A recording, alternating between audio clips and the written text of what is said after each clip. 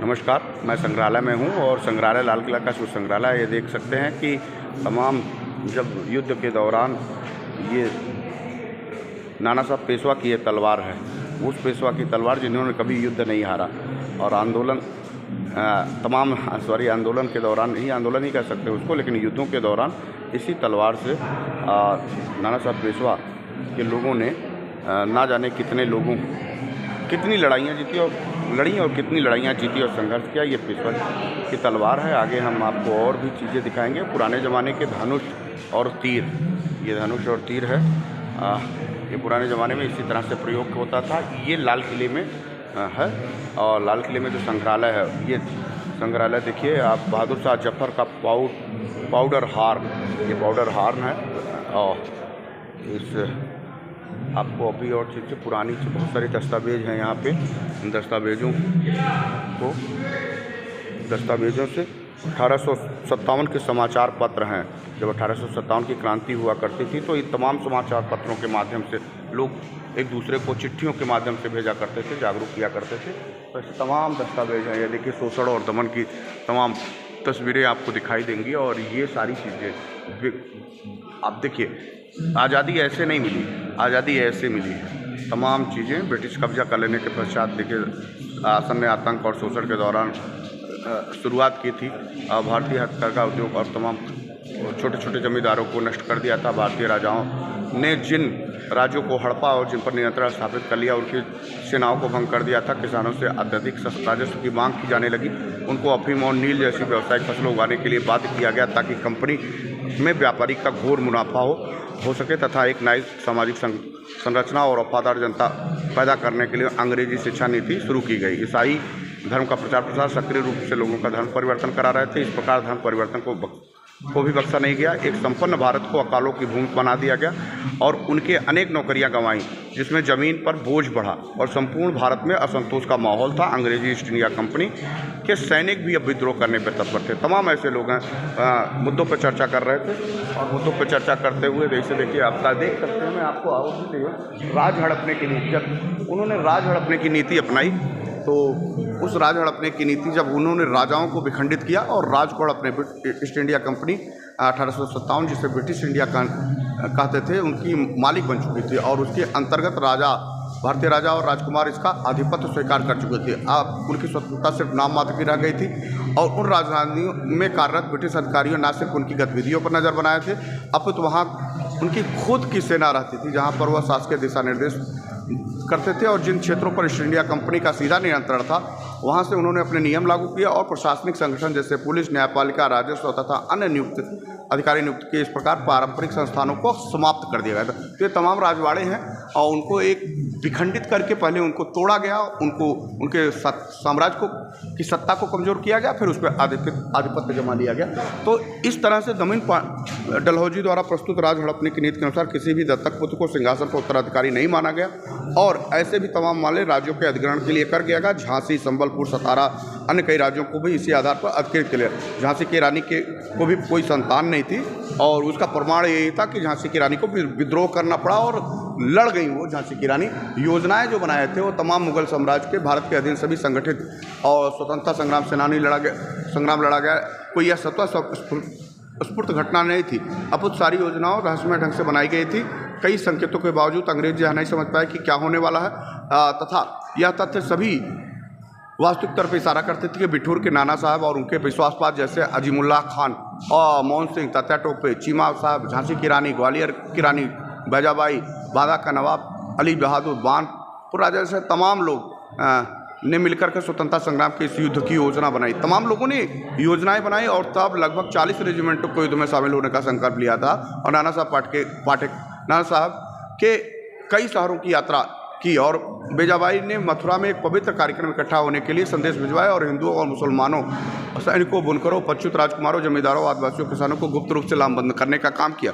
कोई लड़ाई ऐसे नहीं जीती गई। जो आज़ाद भारत है उसमें तमाम लोगों ने बलिदान दिया, तमाम लोगों ने अपनी पूरा जीवन समर्पण कर दिया था, तब जाके भारत आज़ाद हो पाया। आज तो मुझे बेहद खुशी हो रही है कि मैं कहाँ खड़ा हूँ, जहाँ देश में आज़ादी की लड़ाई को बृहद रूप से समाज के अंतिम वर्ग के लोगों तक, अंतिम लोगों तक पहुंचाने के लिए एक म्यूजियम का तैयार किया गया और बताया गया गुप्त संदेश जैसे कैसे देते थे लोग एक दूसरे को। गुप्त संदेश पुराने ज़माने में ऐसे ही देते थे। कमल की पेड़ की छालों पे अपना पत्र बनाते थे। ईस्ट इंडिया कंपनी में भारतीय सेनानियों को भेजे गए संदेश कमल कराता था। एक कमल 25 पंखुड़ियाँ होती, ब्रिटिश काल पलटू होते थे। अब विद्रोह का अर्थ होता है पलटूने में काटकर लड़ने के लिए, सत्ता को उखाड़ फेंकने के लिए तैयार किया गया। ऐसे तमाम सूचनाएं हैं। देखिए गुप्त खत इसी तरह लिखे जाते थे। हम इस नाते ये पत्र, इस नाते ये लेटर, ये वीडियोज इस नाते भी बना रहे हैं कि तमाम हमारी नौजवान आने वाली पीढ़ियाँ देखें और समझें, क्योंकि बहुत सारे लोगों तक ये पहुंच नहीं पाती हैं। गुप्त खत इस तरह से जहीर दहलवी एक समकालीन कवि और अधिकारी ने बादशाह को मेरठ में आए सिपाहियों द्वारा बताई गई उक्त बात को उद्धत किया कि पैदल सेना और घुड़सवार सेना की छावनियों में हमें एक दूसरे पर से कई पत्र मिले जिसमें लिखा था कि संपूर्ण सेना छोड़ अपनी ड्यूटी दे। एक दिन का तात्पर्य हम सभी भारत का विद्रोह करने के लिए कर दें। अब विद्रोह का समय आ गया और संपूर्ण सेना के साथ उठ खड़ी हुई और आदेशों को मानने से इनकार कर दिया। उत्तर पेशवा में रेजिमेंटों को लेकर आसाम, डिब्रूगढ़, संदेश बागों के पास, महाराष्ट्र में सतारा और कर्नाटक, उड़ीसा, हैदराबाद में गुप्त पत्र पकड़े गए। इस बात को पुष्ट करता है कि भारत युद्ध की शुरुआत के लिए 30 मई 1857 का दिन तय किया गया था, जिसे आगे बढ़कर 10 जून 1857 कर दिया गया। और ये भीषण गर्मियों के महीने थे जिसमें अंग्रेज हुक्मरानों के लिए लड़ना अत्यंत ही मुश्किल होता। इसके बावजूद मानसून का मौसम था जिस दौरान उनकी आपूर्ति का स्रोत भी कट जाते। तो तमाम तरीके अपनाए गए जिससे हमारे देश में आज़ादी के लिए उन ज़माने में भी लोगों ने वो सभी प्रयास किए जिस प्रयास को हम आज सोच नहीं सकते हैं, क्योंकि उस समय संसाधन कम हुआ करते थे, उस समय व्यवस्थाएं कम हुआ करती थी, लेकिन उसके बावजूद भी अदम्य साहस लोगों ने दिखाया और अदम्य साहस दिखाते हुए आज भारत आज़ाद है। और उस आज़ाद भारत ने कितनी कुर्बानियाँ दी हैं। चलो दिल्ली का नारा हम लोग भी लगाते हैं, चलो दिल्ली का नारा उस ज़माने में ब्रिटिश हुकूमतों को और ईस्ट इंडिया कंपनी के खिलाफ तमाम हमारे क्रांतिवीर साथी भी लगाते थे और जिनके कारण हम आज़ाद हैं। आपको दिखाते हैं कि आज उस ज़माने में लोग, हमारे ब्रिटानिया हुकूमत के लोग किस तरह से इसी बंदूकों से, यानी ये बंदूक जो देख सकते हैं, इसी बंदूकों से हमारे तमाम देश के लोगों की निरपराध जाने ली थी और तमाम लोगों को इसी से प्रताड़ित किया था। इसमें बहुत सारी ऐसी चीज़ें आपको देखने को मिल जाएंगी। ये ब्रिटिश काल का पिस्तौल कहा जा सकता है, इसको पिस्तौल है, बंदूकें हैं और तमाम वो हथियार हैं जो इस हथियार से मुग़ल साम्राज्य में भी लोगों में दमनकारी नीति मनाई जाती थी। तमाम देखिए कुल्हाड़ियों का प्रयोग किया जाता था। आज़ादी के दौरान भी हमारे तमाम क्रांतिकारी भी करते थे और ब्रिटानिया हुकूमत ने इस बंदूक को आप पहचान सकते हैं। उस बंदूक में हम पहले तो किताबों में, फिल्मों में देखा करते थे, लेकिन वास्तविक रूप से आज इस लाल किले में हम लोग देख रहे हैं। चूँकि मैं आपकी वीडियो बना रहा हूँ, इसमें से फ्रंट पे आना संभव नहीं है, लेकिन हम आपको अपनी बातों से ही आप तक ये सूचनाएं देना चाहते हैं कि ये देखिए ना, उस ज़माने में इसी तरीके से निर्माण किए जाते थे। कुछ स्वदेशी भी हैं और कुछ ब्रिटानिया हुकूमत के द्वारा बनाए गए वो हथियार हैं और तमाम रानीगंज, दीनापुर, बैरकपुर, हम आपको सारी चीज़ें वो दिखाना चाहते हैं। हालांकि समय हमारे पास कम है, लेकिन फिर भी मैं कोशिश करता हूँ कि ये जो इतिहास है ना हमारे देश का, जिसने तमाम कुर्बानियाँ हमारे देश में उन क्रांतिकारियों ने दिया है, बलिदान दिया है, तब जाके भारत आज़ाद हुआ। और उन बलिदानों का एक एक बच्चों को ऋणी होना चाहिए। पूरे भारत के प्रत्येक हिंदू, मुस्लिम, सिख, ईसाई 140 करोड़ लोगों को देश के प्रत्येक हिस्से से इस नाते बेपनाह मोहब्बत करना था। उसको खून से सींचा हमारे देश के लोगों ने, तब जाके भारत को आज़ादी मिली है। और ये भारत की आज़ादी हमारे लिए गर्व का अनुभव कराती है कि किसी भी तरीके से हमको भारत की एकता, अखंडता और संप्रभुता को विखंडित नहीं करना है और जितना हो सके भारत को देश में, विश्व में के पटल पे खड़ा करने में हमको महत्वपूर्ण भूमिका अदा करने के लिए जहाँ से भी जिसको जो संसाधन बन पड़े।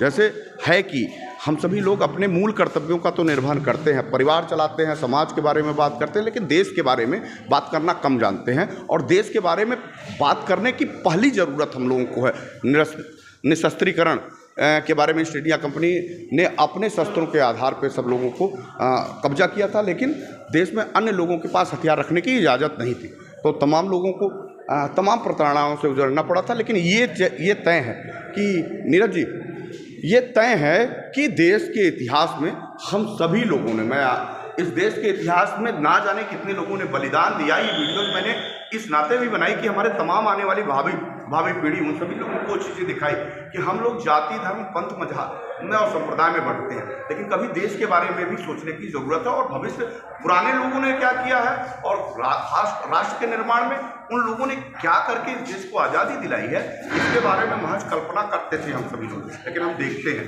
तमाम लोगों ने अपने बलिदान दिए और तमाम लोगों ने उस आज़ादी को, जिस आज़ादी के लिए आज हम स्वतंत्र भारत में घूम रहे हैं, उसके लिए अपना परिवार छोड़ा, घर छोड़ा और तमाम बलिदान और कुर्बानियाँ दी, तब जाके भारत देश आज़ाद। और जब भारत देश आज़ाद हुआ तो अब हमारी और आपकी सबकी ज़रूरत है, हमारी नई जनरेशन की ज़रूरत है। मैं ये वीडियो सिर्फ इस नाते नई जनरेशन के लिए बना रहा हूँ कि ना जाने कौन से व्यक्ति, कौन से लोग, कौन से संप्रदाय के लोग आपको दिग्भ्रमित करेंगे, लेकिन जब आपके पास ये वीडियो पहुँचे तो पूरी वीडियो इस नाते भी देखिएगा कि भारत में, हमारे इस भारत को गुलामी की जंजीरों से निकाल करके हमारे पूर्वजों ने, बुजुर्गों ने कितनी जलालत झेली होगी, कितनी तरीके की पीड़ाएं, यातनाएं झेली होंगी, तब जाके हमको भारत आज़ाद मिला।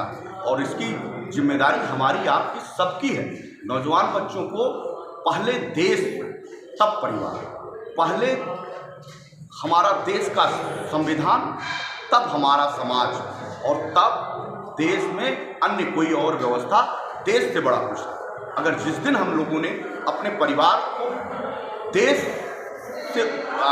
के लोगों को, अपने परिवार के लोगों को देश से छोटा समझा और देश को बड़ा समझा, तो हमसे कोई गलती नहीं होगी। और अगर हमने देश को बड़ा समझा तो हमसे कोई समाज में गलती नहीं होगी जिससे हमारा पारिवारिक और सामाजिक जीवन कलंकित हो।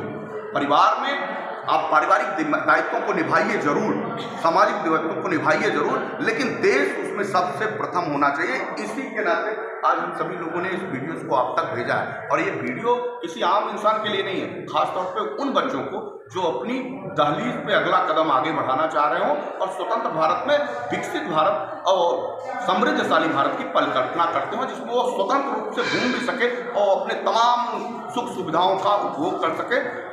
एक एक लोग अगर मिल करके इस भारत को साफ सुथरा और स्वच्छ बनाने की कोशिश करेंगे तो जब बाहर के विदेश के लोग यहाँ देखते हुए आएंगे तो वो सोने की चिड़िया कहलाने वाली भारत देश को देख के देश में तमाम विदेशों तक ये बात निकल के जाएगी कि हमारा भारत और हमारे भारत के लोग बेहद खूबसूरत हैं और वो देश के बाहरी लोगों, देश में आने वाले बाहरी लोगों की ना सिर्फ इज्जत करते हैं बल्कि अपने भी देश से बेपनाह करते हैं। धन्यवाद।